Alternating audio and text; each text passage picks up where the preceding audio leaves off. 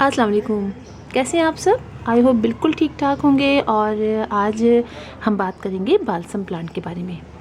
ये मेरा बालसम का प्लांट्स हैं, आप देख रहे हैं। और ये प्लांट गर्मियों में, यानी बालसम के प्लांट गर्मियों में बड़ी ज़बरदस्त फ्लावरिंग करते हैं और हमें नर्सरीज़ में और जगह जगह बालसम के प्लांट दिखाई देते हैं। बालसम के प्लांट को दो तरीके से लगाया जाता है, कटिंग से भी लगाया जाता है, इसके अलावा इसको सीड से भी ग्रो किया जाता है। और सीड जो अमूमन लगाए जाते हैं वो ज़्यादातर बरसात में लगाए जाते हैं। बरसात में इसकी फ्लावरिंग मतलब प्लांट बहुत तेज़ से ग्रो करता है और बहुत जल्दी इसकी ग्रोथ होती है और बहुत खूबसूरत फ्लावरिंग भी स्टार्ट हो जाती है। वैसे भी प्लांट लगाया जाता है और ये प्लांट मैंने सीड से नहीं ग्रो किए हैं, बल्कि ये मैंने पौधे वाला जो हमारे गेट पर आता है, गलियों में घूमते फिरते हैं तो मैंने उनसे लिए हैं। इसलिए कि नर्सरी से तो जाके हम लेते ही रहते हैं, लेकिन वो बेचारे भी बेच रहे होते हैं और अगर हम भी उनसे ना लें तो फिर कौन उनसे लेगा। तो इसीलिए मैंने ये लिए और ये मुझे एक प्लांट 60 रुपीज़ का पड़ा है। वैसे मुझे पता है कि नर्सरी में ये 30 रुपीज़ का मिलेगा, लेकिन चलिए मैंने ले लिया कि बेचारे पूरे दिन फिरते रहते हैं तो उनका भी थोड़ा सा भला हो जाए और हमारा भी एक प्यारा सा प्लांट हमें बगैर जाए नर्सरी से घर में मिल जाए। तो आप देखिए इसके फ्लावर्स बहुत अच्छे होते हैं और जैसे जैसे हम इसको कट करते जाते हैं, इसके पिंचिंग करते जाते हैं, ये घने से घना होता चला जाता है। और इसमें बहुत सारे शेड्स होते हैं, वाइट भी होता है, मल्टी कलर के भी होते हैं। मेरे पास बस ये दो ही हैं और मैंने इनको पहली बार मतलब लिया है, पहले मैंने लगाया नहीं है। जैसे कि मैं आपको बताती रहती हूँ कि मुझे फ्लावरिंग का प्लांट्स पसंद तो है, लेकिन जब ये ख़त्म होती है तो मुझे बहुत दुख होता है। इसीलिए मैं बहुत ज़्यादा प्लांट्स नहीं लेती, लेकिन इस दफ़ा मैं ले रही हूँ इसलिए कि आप लोगों को बहुत पसंद है और लगाऊंगी भी मैं। कुछ तो मैंने मतलब ऐसे लगाती हूँ, ऐसे किस्सा लगा लिया, किस्सा नहीं लगाया, तो इस तरह से मैं लगाती हूँ। तो इस प्लांट के लिए भी बात करेंगे इसकी सॉइल की। तो हम हर प्लांट की तरह इसकी सॉइल वेल ड्रेन लेंगे, जिसमें हम समझिए बालू मिट्टी शामिल करेंगे, यानी जो रिवर सैंड होती है वो लेंगे। और इसके अलावा कंपोस्ट ले लीजिए, गोबर की खाद ले लीजिए, इक्वल क्वांटिटी में तीनों मिक्स कर लीजिए। गोबर की खाद भी मिक्स कर लीजिए, कंपोस्ट भी डाल लीजिए और रिवर सैंड या जो आपकी गार्डन की सॉइल है वो आप ऐड कर लीजिए। तो इससे भी अच्छी वेल ड्रेन सॉइल तैयार हो जाती है।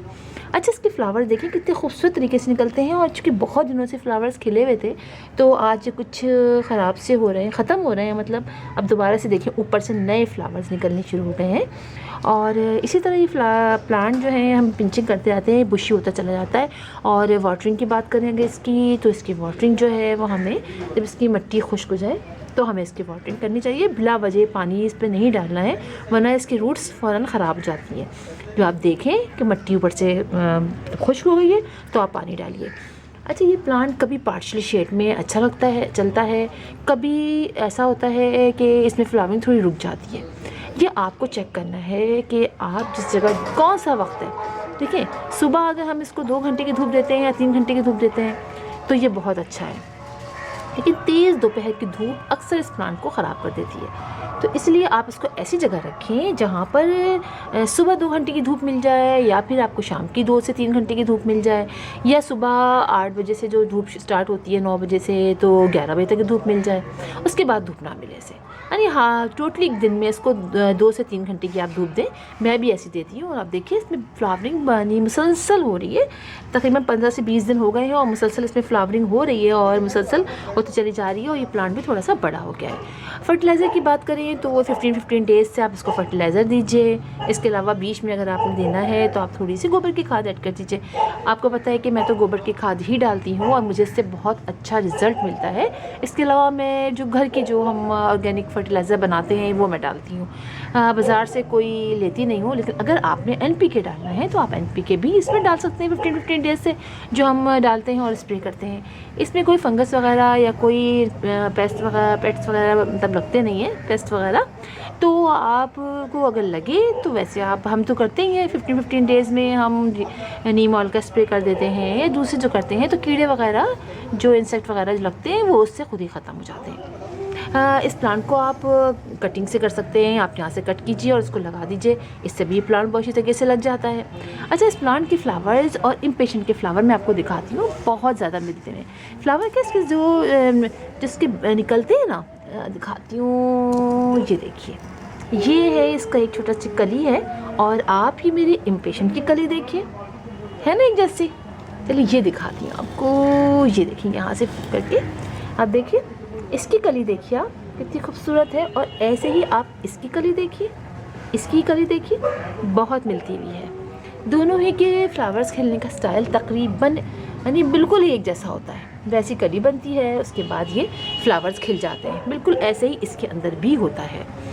और इसके अलावा हमने सारी बात कर ली कि इसको क्या करना है। तो आप इसको बिल्कुल लगाइए, बाज़ार से ले आइए, आप नर्सरी जाइए। नर्सरी में ऐसा भी होता है कि अगर आपको सीड से नहीं लगाना है तो नर्सरी जाइए, उनसे कहिए हमें पनीरियाँ दे दें, तो एक ही पॉट में बहुत सारे प्लांट्स लगे होते हैं। जिससे पहले जब मैं गई थी नर्सरी, काफ़ी अर्सा हुआ, तो ज़ीनिया के प्लांट मिल रहे थे।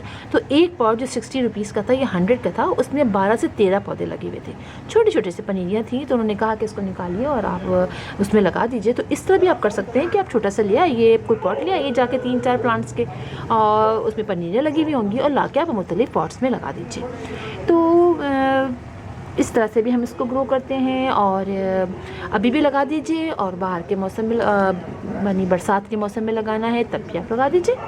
तो फिर इंशाल्लाह आपसे मुलाकात होगी किसी और वीडियो में, किसी और टॉपिक के साथ। तब तक के लिए अल्लाह हाफिज़।